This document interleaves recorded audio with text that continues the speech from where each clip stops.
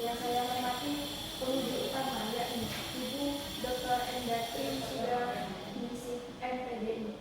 Yang saya hormati Ketua Penguji yakni Ibu Hayatul Mira MPR. Dan yang saya hormati Sekretaris Penguji yakni Ibu Wasiatul Akidah MPDI. Perkenalkan, nama saya Nurul Hidayati. Di sini saya akan mempresentasikan penelitian saya yang berjudul Analisis Komparasi Pembiayaan Mudharabah dan Mudaharah terhadap Perkembangan UMKM di BMT Cabang Besuk Agung. Terbelakang,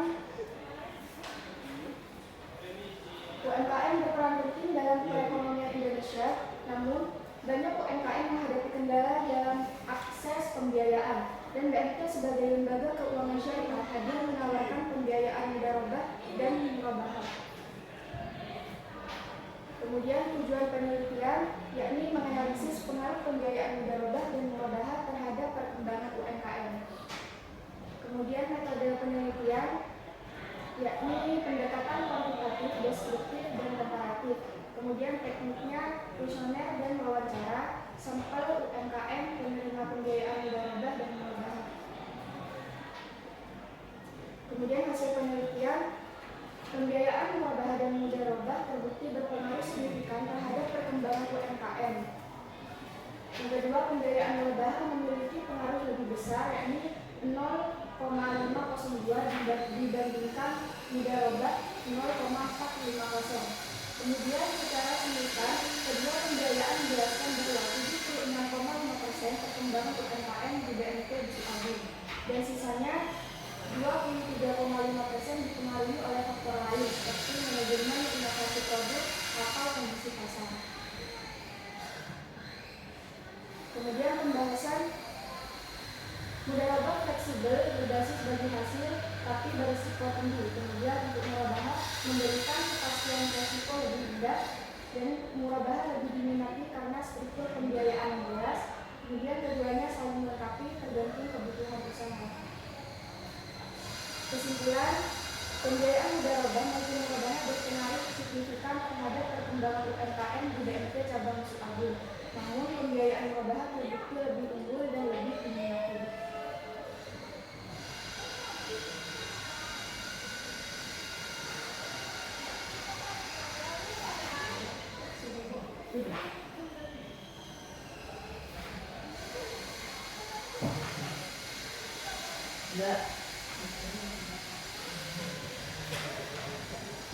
Nurul Hidayati. Analisis komparasi pembiayaan mudharabah dan murabahat terhadap perkembangan UMKM di BMT Cabang Besuk. Kasus BMT Cabang Besuk itu. Komparasi berarti perbandingan antara pembiayaan mudharabah dan murabahat. Penelitiannya pakai metodologi kuantitatif. Di sini mana yang menunjukkan bahwa penelitian ini kuantitatif dijabarkan di mana? Di metode penelitian. Oke, metode penelitian. Coba dibaca metode penelitian. Metode penelitian ini menggunakan pendekatan kuantitatif dengan metode deskriptif dan komparatif yang bertujuan untuk mengukur variabel secara objektif menggunakan data. Kuantitatif, metode deskriptif. Kemudian ini berdasarkan hasil kuesioner atau apa? Kamu gimana caranya? Kuesioner yang di populasinya berapa? 87.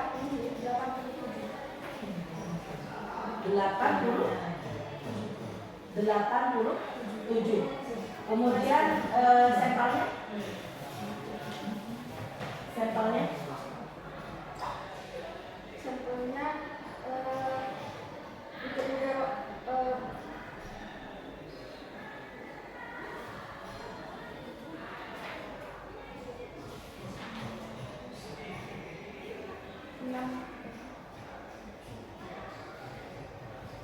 populasinya berapa?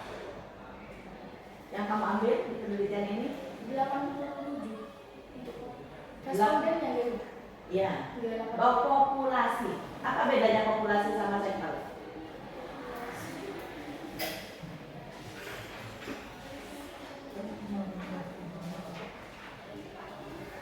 Kamu tuh kan meneliti, ya, komparasi pembiayaan mudharabah dan murabah.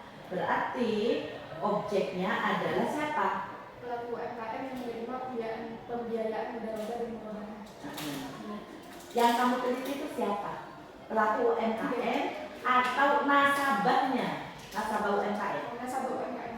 Nasabah UMKM. Oke. Nasabah yang menggunakan pembiayaan mudharabah dan murabah.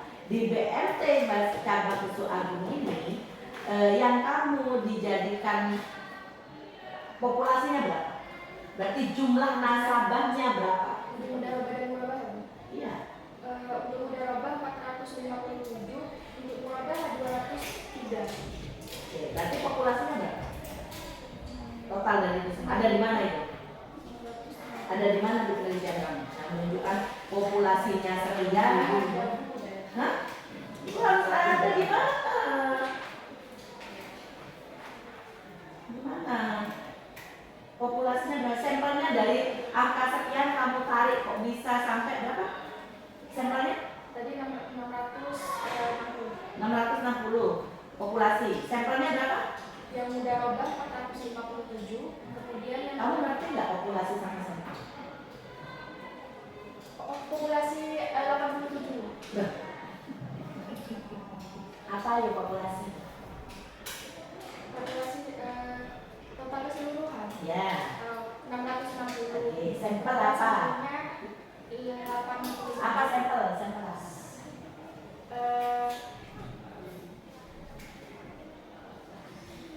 Sampel itu apa?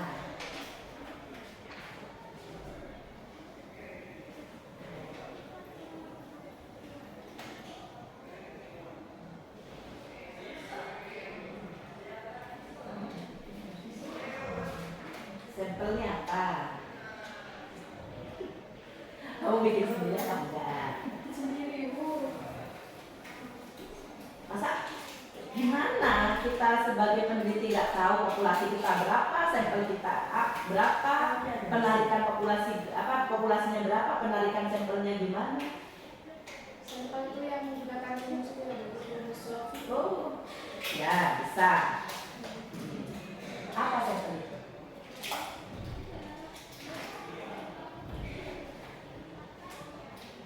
Objek yang kita yang mewakili populasi ada berapa orang? 87. 87. Kemudian cara kamu untuk wawancara gimana? Apa ngisi kuesionernya? Datang langsung ke pasar atau pelaku UMKM ya. Nah, pelaku UMKM yang nasabahnya besar apa bukan? Yang nasabah besok ini. Tahu dari mana nasabah?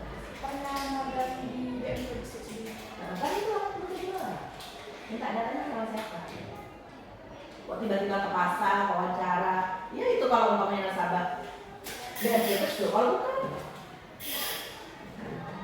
siapa yang kamu wawancarai? 87 orang ini. Kalau cuma nasabah pasar, bisa aja. Tidak semua orang pasar itu jadi nasabahnya BMT. Ya statistiknya kamu apa? BMT besok. Maka yang harus kamu teliti adalah ya, orang yang melakukan pembiayaan murabah atau mudharabah di BMT besok. Kalau yang kamu mau wawancara bukan orang yang melakukan pembiayaan, gimana? Gagal dong hasilnya. Kamu sudah pastikan? Iya, soalnya pernah ikut kayak kalau ngaji gitu, Bu. Berarti datanya berasal dari data Data BMT. BMT. Soalnya gini, saya sering kasus penelitian anak-anak saya. Tiba-tiba, Bu, saya jurnal, masukkan. Ketika saya tes plagiasinya di atas 50%. Saya bilang, tidak mau saya. Meskipun kalian itu jurnal, kenapa? Yang kalian cantumkan, sama kalian aja di depan. Ini ada namanya, siapa nih? Dosen pembimbingnya, ada Putri, ada Bu Yeni. Ya jangan sembarangan. Saya sudah selesai Bu, jurnalnya diterima, oke, tanda tangan. Dan saya tanya, ini kamu datanya benar atau enggak? Berarti kamu ke pasar, datanya berasal dari mana? Dari BNT. Hanya mau wawancara. Nah, wawancara itu kamu masukkan ke hasilnya, masukkan ke kuesioner. Kuesionernya, hasil kuesionernya kamu Di sampel. di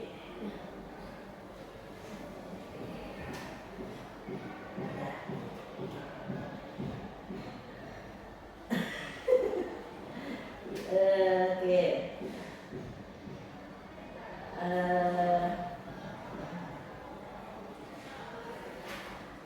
Kemudian hasilnya gimana? Apa namanya? Tujuan penelitiannya apa? Untuk melihat tujuan penelitiannya? Untuk mengetahui pengaruh pembiayaan mudharabah dan murabahah terhadap perkembangan UMKM di BNT. Perkembangan UMKM di BNT. Perkembangan UMKM di BNT.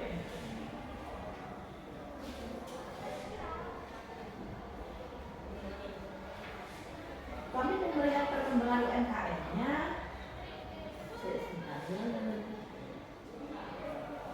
Pengaruh pembiayaan murabahah terhadap perkembangan UMKM. Apa isi tulisan kamu? Ada berapa pertanyaan?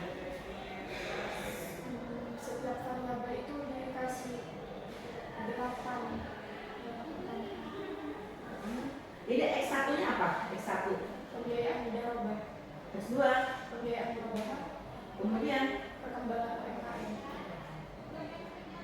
jadi yang kamu lihat itu adalah perkembangan UMKM-nya dengan menggunakan pembiayaan. Hasilnya apa?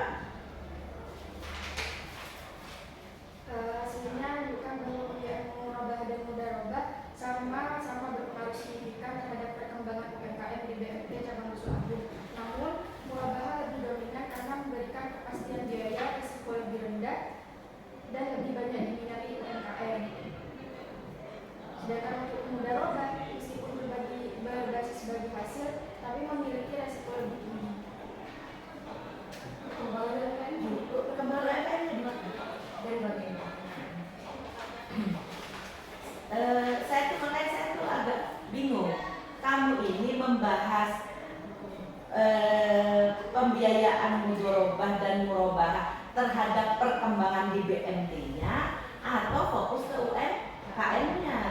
Jadi intinya dengan diberikan pembiayaan, ya maka UMKM yang mana yang berkembang dengan pembiayaan mudharabah. Jadi ada UMKM yang sama BNT dikasih pembiayaan mudharabah, ada UMKM yang BNT dikasih pembiayaan murabahah. Dari dua pembiayaan ini, pembiayaan yang mana yang lebih supporting terhadap perkembangan UMKM? Apakah seperti itu? Atau dengan adanya bagaimana kita fokus ke BNT-nya?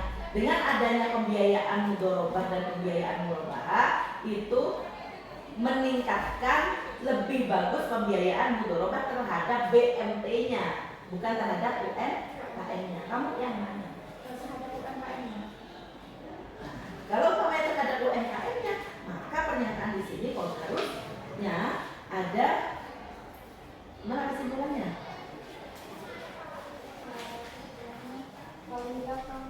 Pembiayaan murabahah lebih unggul dan lebih materi dibanding pembiayaan mudharabah dalam mendukung pengembangan UMKM. Kemudian kalau murabahah kemudahan dan bentuk pembiayaan. Coba dijelaskan. Saya harus baca sendiri. Ayo kita kesimpulannya.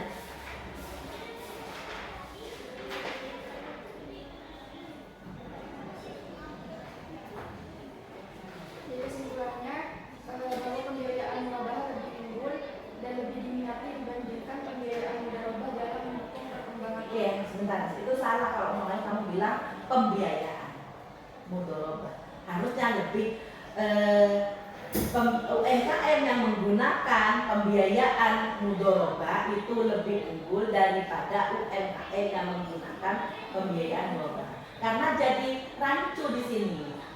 Makanya yang dibahas itu apakah pembiayaannya ataukah perkembangan UMKM-nya, gitu ya.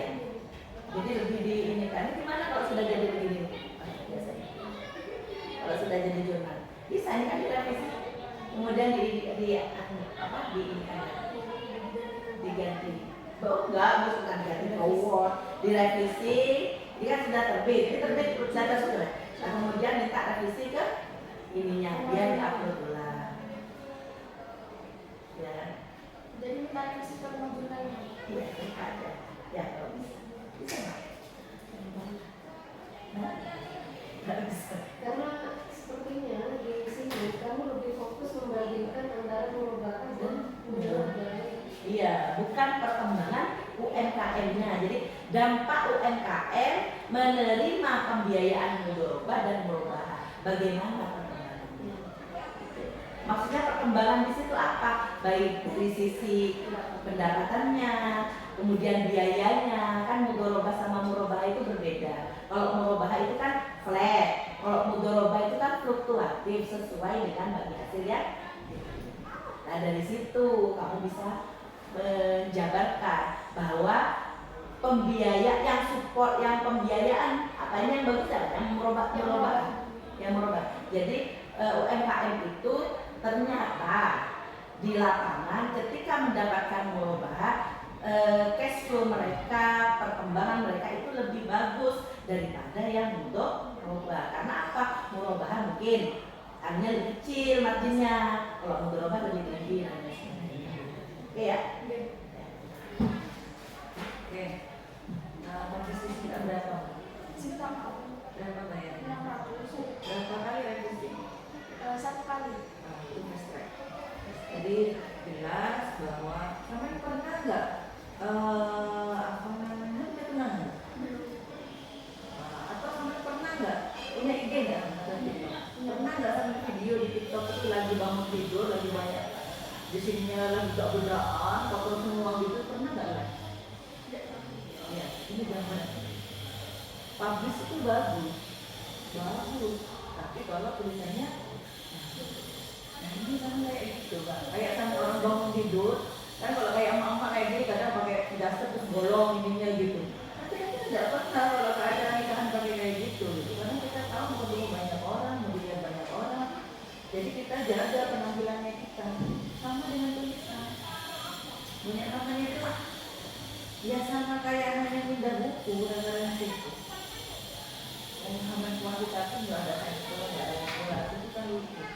Tiba-tiba ada hasil, nggak ada proses, nggak ada hasil. Saya bisa makan roti tapi tanpa beli bahan-bahannya.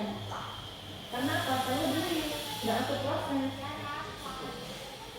Nah, tidak kami ini jadikan ini pengalaman terakhir. Ya, karena sudah tak serius. Publik sudah bisa. Sebenarnya bisa dengan laporan, tapi internal, kok ini sudah dipublish akan dibaca banyak orang. Siapapun yang bisa mengakses akan dilihat. Kayak jejak digital, banyak orang-orang yang kemudian foto-foto yang tidak layak yang sudah dipublish bisa dikali.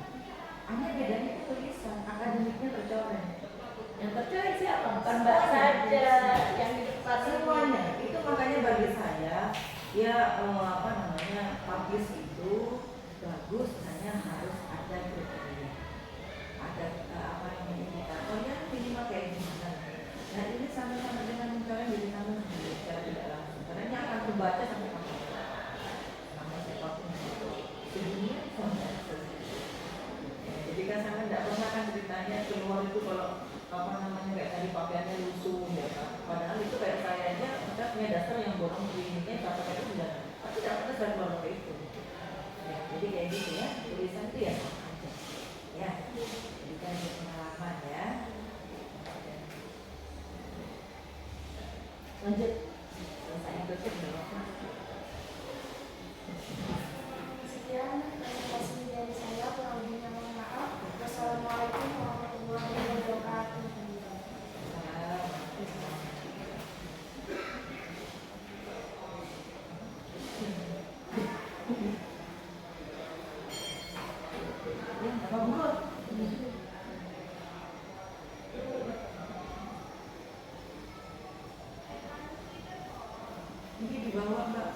artinya dimatikan